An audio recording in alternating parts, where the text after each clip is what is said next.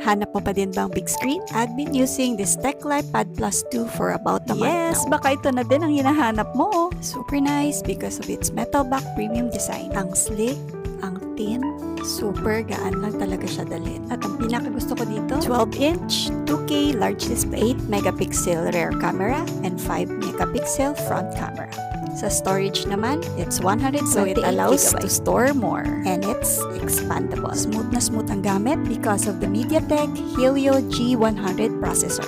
Mas madalas ko na din itong gamitin for my editing. At super tuwang-tuwa talaga ako kasi yung large display na siya eh. Mas lalo kong na-enjoy ang editing. Especially itong back to school, busy sa paggawa ng name tags at label ng mga anak ko.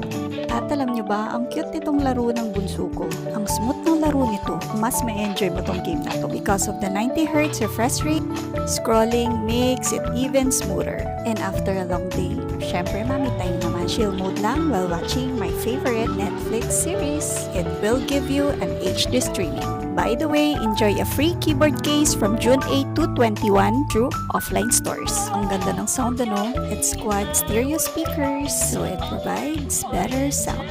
So if you're concerned about the battery, it's 9,000 mAh.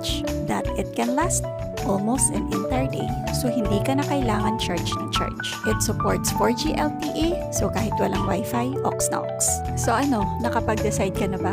Kung ako sa'yo, go for TechLife Pad Plus 2.